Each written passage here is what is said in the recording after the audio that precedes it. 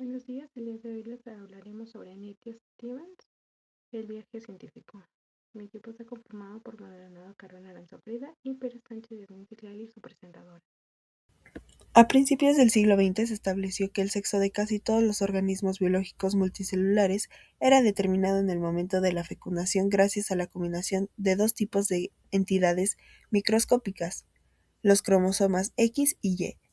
Este descubrimiento terminó con la especulación de más de 2000 años sobre cómo un ser humano, animal o planta se convierte en un macho o una hembra. A principios de 1900, la genética apenas estaba naciendo.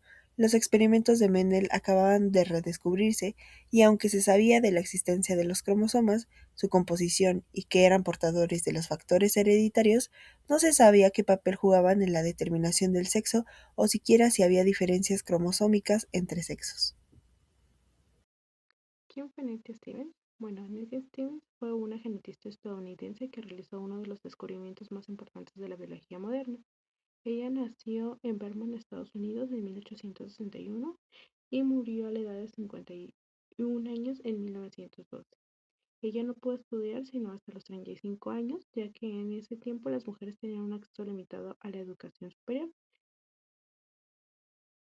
Ahora hablando de su educación, pues tenemos que ella entró a la edad de 35 años en 1896 a la Universidad de Stanford. Posteriormente, a la edad de 39 años, en 1900, obtuvo su maestría en biología, en donde se especializó en citología, que es el estudio de las células, y finalmente hizo su doctorado en Bryn Mawr College y fue una de las primeras mujeres en obtener este doctorado en una prestigiosa universidad. Su profesor fue Thomas Hunt Morgan, quien más tarde ganó el premio Nobel, en parte gracias al trabajo de Steve. ¿Quién nos aportó en la ciencia? Bueno, pues en 1905 Nettie Steve descubrió que el sexo biológico está determinado por cromosomas específicos, ya que en las hembras tienen dos cromosomas X, mientras que los machos tienen un cromosoma X y un cromosoma Y.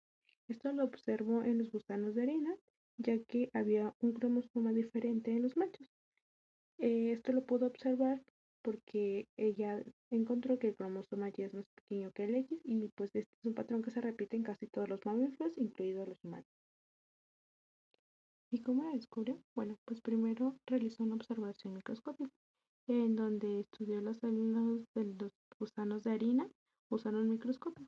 Este era uno muy básico. Como segundo paso, realizaba el análisis detallado en donde examinó más de 500 células diferentes y al observarlas, ésta los dibujaba a mano, pues para poder comparar los cromosomas de machos y hembras lado a lado. Posteriormente, realizó su gran descubrimiento, ya que notó que los machos siempre tenían un cromosoma pequeño diferente. Este cromosoma pequeño pues lo llamó cromosoma Y y las hembras tenían dos cromosomas del mismo tamaño a los cuales nombró como Y. Y pues finalmente pues su conclusión revolucionaria fue que publicó su descubrimiento en 1905 en un artículo científico y pues en ese tiempo pues muchos de los hombres de su época pues no le creyeron. Con el paso del tiempo pues se confirmó que tenía razón. Aunque el contexto científico y académico empezaba a cambiar junto con el comienzo del siglo XX, la ciencia seguía siendo dominada por la idea de un campo masculino. Las mujeres que lograban destacar eran vistas como excepciones y muchas veces su presencia se justificaba bajo el argumento de su aportación a detalles meticulosos más que de su liderazgo intelectual. En este contexto, los hombres eran los teóricos y las mujeres las ayudantes. Es por ello por lo que, aunque la publicación de Nettie Stevens en 1905 fue revolucionaria, el reconocimiento no fue inmediato.